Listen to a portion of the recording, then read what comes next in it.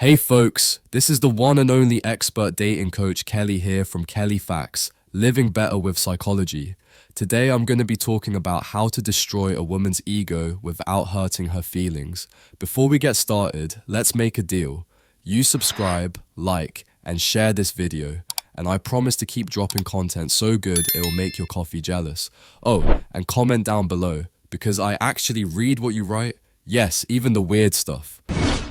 From the moment a beautiful woman steps out of her house, dozens of men try to grab her attention and win her favor. Thanks to social media and dating apps, those dozens have turned into hundreds. All of this has led women to have a big ego. If you're not tall, well-built, handsome, and financially stable, she'll see herself as superior to you and look down on you. But don't worry, my brother. Today, I have the solution for you. The first reason for what's happening to you and why you're facing problems in your love life is the same reason you're watching me right now. You lack a proper understanding of dating. You can never solve a problem if you don't understand its roots. I could come and give you 5 steps to break a girl's ego and talk to you in a motivational tone. You'd watch the video, like the approach, and get excited, but in the end, you still wouldn't be able to solve the problem. And that brings us to the first golden rule in this video. The main reason you're facing issues in your love life is that you don't understand how dating works. And this isn't your fault. We were never given an instruction manual on how to deal with women, and we certainly weren't taught everything we need to know in this area. Unfortunately,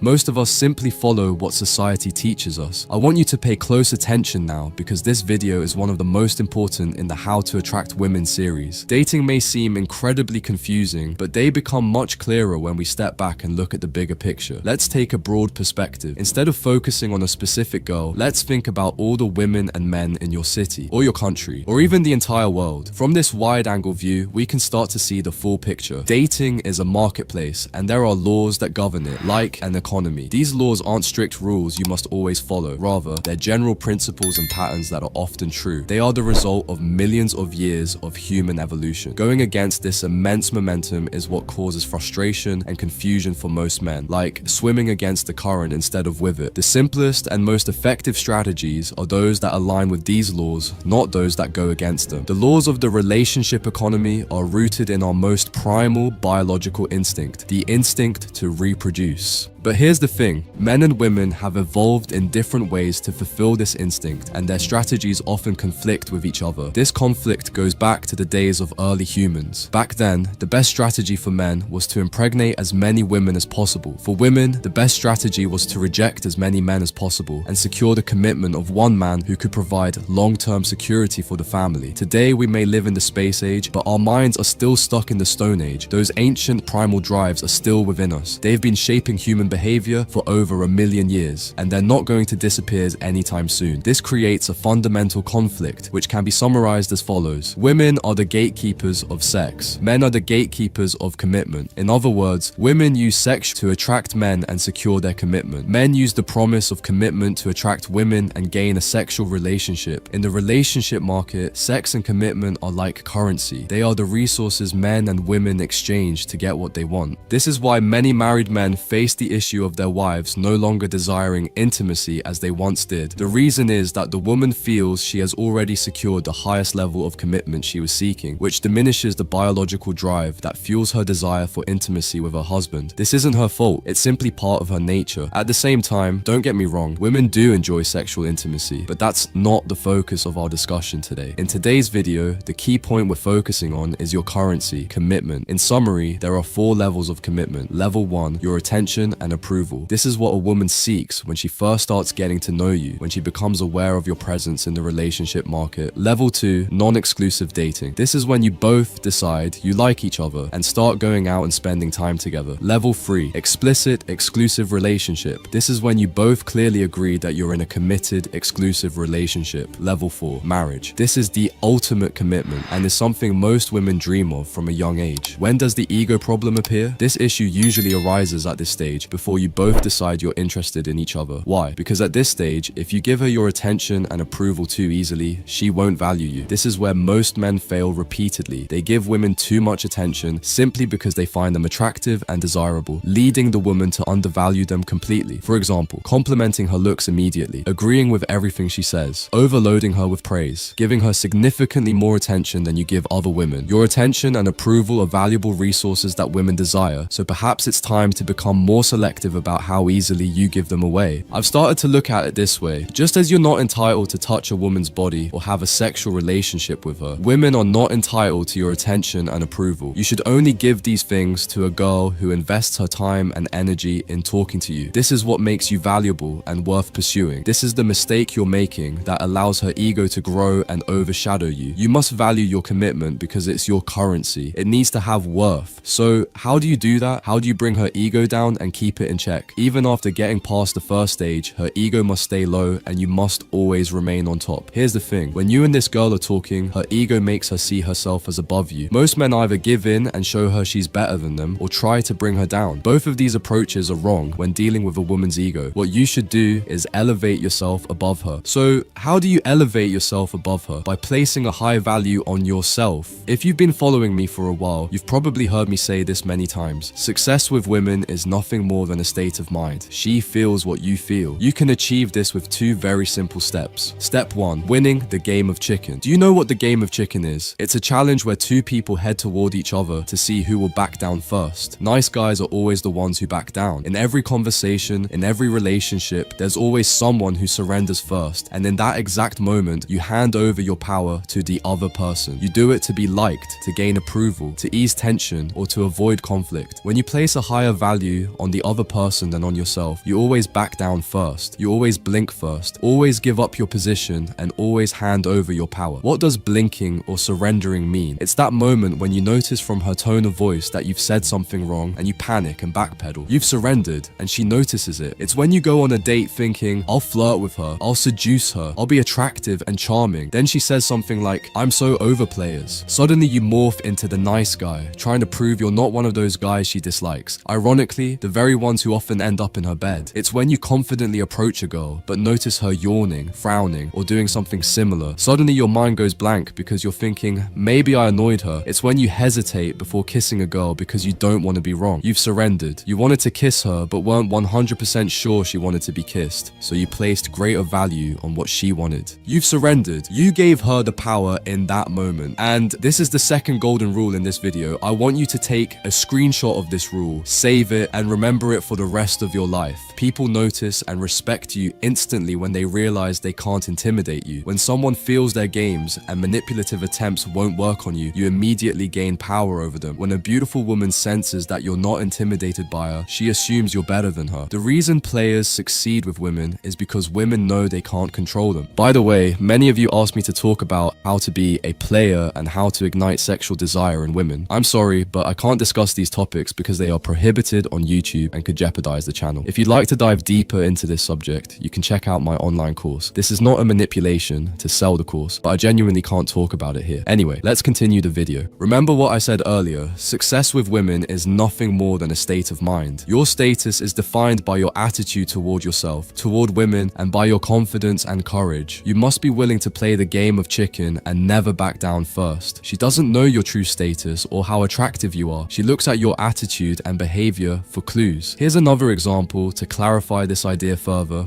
Imagine you're talking to a girl and you say, "The Dark Needle is my favorite YouTuber." She responds, "No, that guy just rambles and doesn't know what he's talking about." You don't back down. You don't retreat or feel the need to justify yourself. You don't have to explain all the reasons why you like The Dark Needle. You don't have to justify your preferences to her. The moment you start justifying your opinions, preferences, or interests, you're signaling to her that her opinion of you matters more than your own opinion of yourself. And by the way, never tell a girl you watch me or these types of videos. She'll think you're using techniques on her to make her like you, and this will lower your value in her eyes. Honestly, I haven't even told the woman who might one day become my fiance that I run this channel, and she might never find out. It's bad, sad, and kind of pathetic, I know. Step 2. Communicating from a position of implicit status. Let's say you're the one with confidence and power and you've won the situation. How can you communicate this without seeming like you're trying too hard, boasting, or coming off as arrogant? The best way to do this this is by being non-reactive. I remember before I fully understood this concept, I was at a bar talking to a girl. She looked at my sneakers and said, "I don't understand why guys wear sneakers to bars. You'd look so much better in a pair of shoes." Her comment threw me off completely. I reacted. I replied, "Actually, a lot of girls like these sneakers." I was almost stammering as I said it. That's an example of being reactive. My communication style completely changed because of her comment. She managed to control me with just a simple remark. Other guys might react differently. One might say, "Well, it's a good thing I'm not trying to impress you," but that's still a reaction. It's like when a girl asks you to buy her a drink and you refuse. You're still reacting. Unfortunately, this is one of the biggest mistakes I see many guys making. They try to come up with a clever, edgy response to impress the girl. It's pointless. I don't know where this idea came from. Why put yourself through the hassle of trying to find the perfect comeback? Anyway, I'll tell you later how to respond properly. But first, let me give you another example. What about when a girl compliments you? What if she says, "I like your sneakers. They look great on you." Some guys will get nervous and start explaining where they bought them, who picked them out, or feel the immediate need to compliment her back by saying they like her outfit. So, what does non-reactive communication look like? When a girl says, "I don't understand why guys wear sneakers to bars. You'd look better in shoes." You stay completely calm and simply say, "Thanks for the advice," and then continue the conversation as if nothing was said. When a girl compliments you, just say, "Thanks, that's kind of you," and carry on the conversation like nothing happened. This is the style that conveys high status. A woman notices when you're unaffected by what she says. And this was the Dark Needle, and I'll see you in the next video.